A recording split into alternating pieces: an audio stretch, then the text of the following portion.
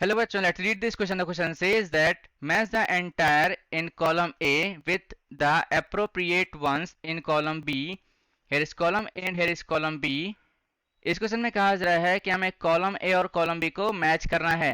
यहां लिखेंगे सबसे पहले की कॉन्सेप्ट। सो यहां पे बात किया जा रहा है यूनिफॉर्म और नॉन यूनिफॉर्म मोशन के बारे में। तो यहां लिखेंगे कि if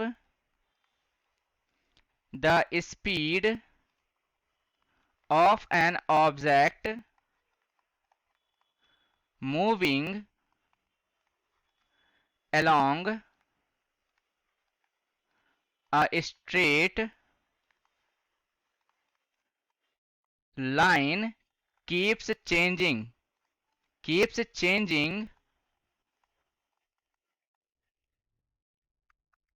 its motion is called non-uniform, right? और यहां पे आप देखोगे कि an object moving along a straight line with a constant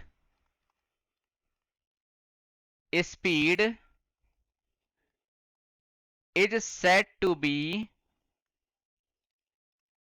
in uniform motion, right? तो यहां पे पहला क्वेश्चन कहा जा रहा है कि यूनिफॉर्म वेलोसिटी। सो यहां पे आप देखोगे यूनिफॉर्म वेलोसिटी का ग्राफ कौन सा हो सकता है। यहां पर जो है एस हमारे पास डिस्प्लेसमेंट है और टी टाइम है। तो यहां पे आप देखोगे सी से मैच हो रहा है, राइट? तो यहां लिखेंगे कि A for a uniform velocity the displacement s versus time t graph is a straight line passing through the origin, right? तो यहां पे जो है कुछ ऐसा ग्राफ बनेगा हमारे पास। ये हमारे पास टाइम t है, यहाँ पे s डिस्प्लेसमेंट है, b यहाँ पे कहा जा रहा है कि uniform acceleration with initial velocity. तो यहाँ पे आप देखोगे कि इनिशियल वेलोसिटी यहाँ पे इस डी वाले में दिख रहा है, ये इनिशियल वेलोसिटी है, राइट? तो यहाँ पे लिखेंगे for a uniform acceleration with an initial velocity, यहां पे लिखेंगे the velocity v versus time graph is a straight line starting from the y-axis that is with a certain velocity। कुछ इस प्रकार से ग्राफ बनेगा हमारे पास, राइट? यहाँ पे ये b है, यहाँ पे टाइम है और यहाँ पे इनिशियल वेलोसिटी u है। ये ओरिजिन है, ये किसका ग्राफ है? ये एक्सेलरेशन का ग्राफ है, यूनिफॉर्म एक्सेलरेशन। c यहाँ पे कहा जा रहा है कि यूनिफॉर्म एक्सेलरेशन जो है ये हमेशा ओरिजिन से पास होगा, राइट? तो यहाँ पे यूनिफॉर्म एक्सेलरेशन का जो है ग्राफ कौन सा हो सकता है? यहाँ पे आप देखोगे सी में for a uniform acceleration the acceleration versus time graph is a straight line होगा parallel to the X axis which, यहां पे क्या लिखेंगे, यहां लिखेंगे विच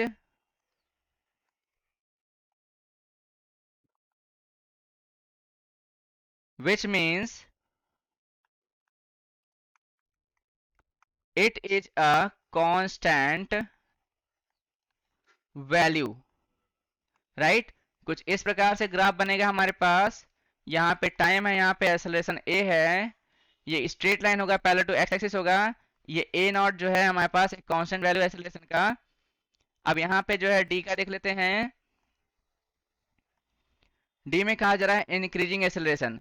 एक्सेलरेशन क्या हो रहा है, बढ़ रहा है टाइम के साथ। तो यहाँ पे कौन सा जो है ग्राफ मैच करेगा, तो यहाँ पे आप देखोगे कि जी वाला ग्राफ देखेंगे आप कि इंक्रीजिंग बढ़ रहा है ये, राइट। कुछ इस प्रकार से होगा। यहां पे लिखा हुआ है increasing acceleration, increasing acceleration, right. यहां पे लिख दे रहे हैं इंक्रीजिंग एक्सेलरेशन ग्राफ। कुछ इस प्रकार से होगा। यहां पे हमारे पास टाइम है, यहां पे एक्सेलरेशन होगा। जैसे जैसे हम टाइम को बढ़ाते जाएंगे वैसे वैसे एक्सेलरेशन की वैल्यू क्या होती, बढ़ती जाएगी, राइट। तो ये है हमारे पास इंक्रीजिंग एक्सेलरेशन का ग्राफ, राइट। अब यहाँ पे कहा जा रहा है ई में यूनिफॉर्म रिटार्डेशन। रिटार्डेशन मतलब क्या हो गया, मंदन या डी एक्सेलरेशन बोलते हैं। तो यहाँ पे इसका जो ग्राफ कौन सा होगा, यहाँ पर आप देखोगे यूनिफॉर्म रिटार्डेशन, यानी कि घट रहा है। सो यहाँ पे हम लिखेंगे क्या, ई वाले में for a uniform retardation the displacement versus time graph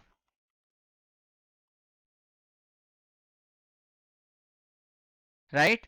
यहां पे लिखेंगे for uniform retardation the displacement versus time graph is an increasing curved line from y axis and then उसके बाद यहां पे क्या होगा, decreasing after reaching a certain point, right. तो यहां पे कुछ इस प्रकार से इसका ग्राफ हो जाएगा हमारे पास। यहां पे कौन सा ग्राफ होगा, यूनिफॉर्म रिटार्डेशन का जो है बी वाला होगा, राइट।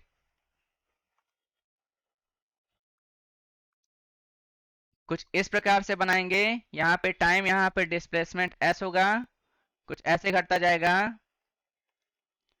एफ यहां पे क्या है हमारे पास गिवन, कहा जा रहा है कि decreasing acceleration at steady rate, right. तो इस केस में यहां पे हम क्या लिखेंगे, एफ में यहां पे क्या लिखेंगे, for a decreasing acceleration at STD,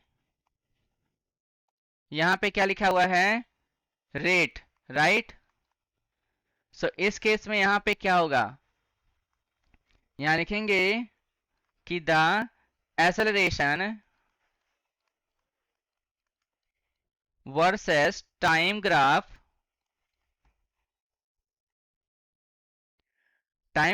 is a line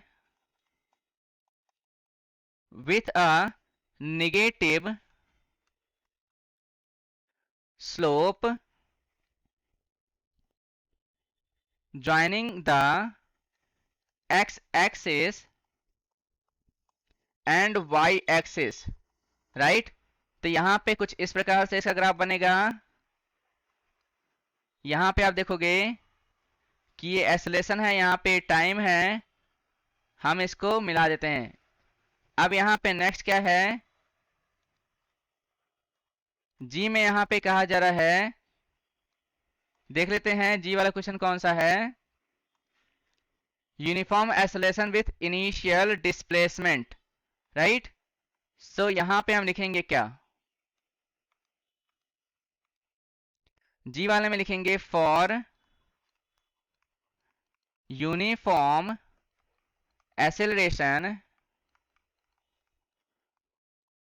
with initial displacement.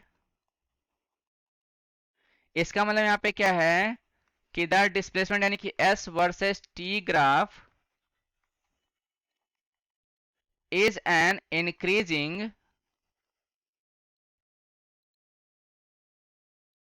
curved line from the y-axis,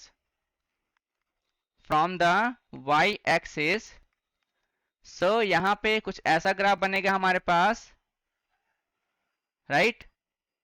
तो कुछ इस प्रकार से यहाँ पे ग्राफ बनेगा, टाइम का ये है हमारे पास, और यहाँ पर आप देखोगे ये हमारे पास होगा डिस्प्लेसमेंट s हो जाएगा, कुछ ऐसा ग्राफ बनेगा हमारे पास। लास्ट वन है h। क्या कहा जा रहा है यहाँ पे कि body at rest with initial displacement. तो यहाँ पे जो है h का आंसर क्या आएगा, यहाँ पे आप देखोगे e वाला आ जाएगा, क्योंकि यही हमारे पास बचा हुआ है। यहाँ लिखेंगे हम लोग for body at rest with initial displacement, यहां लिखेंगे द डिस्प्लेसमेंट यानी कि s versus time graph is a straight line parallel to the x axis, which means, इसका मतलब यहां पे क्या है कि the distance is a constant value. कुछ इस प्रकार से हमारे पास ग्राफ बनेगा, राइट। तो यहां पे जो है कुछ इस प्रकार से हम इसका ग्राफ बना लेते हैं। ये टाइम t है, यहाँ पे डिस्प्लेसमेंट s है, राइट। यहाँ पे s नॉट मान लेते हैं, कोई कांस्टेंट वैल्यू है यहाँ पे, राइट। और ये इसका हमारे पास आंसर आ जाएगा। यहाँ लिखेंगे a का जो मैच आएगा वो क्या आएगा हमारे पास, a का जो है वो c आ रहा है। यहाँ पे आप देखोगे a का हमारे पास c आ रहा है, राइट।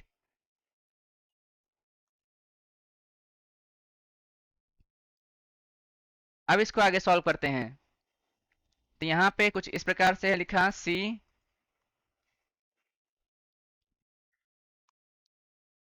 फिर b का यहाँ पे क्या आ रहा है हमारे पास, d आ रहा है। c का यहाँ पे क्या आ रहा है हमारे पास, यूनिफॉर्म एक्सेलरेशन का। यहाँ पे कुछ इस प्रकार से ग्राफ आएगा, यानी कि किससे मैच होगा, ये f से मैच होगा।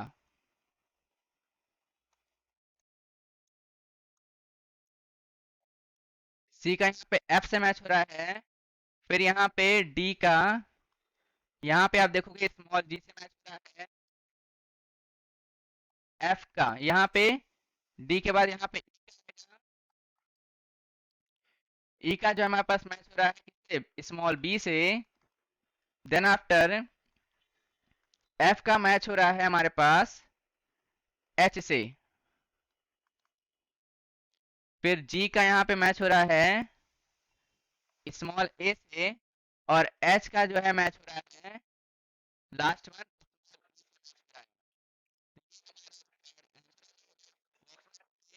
और हाईलाइट कर, राइट। तो ये हमने मैच कर लिया यहाँ पे, और यहाँ पे हमारे पास रिक्वायर्ड आंसर आ गया। So I hope you understood well. Best of luck. Thank you.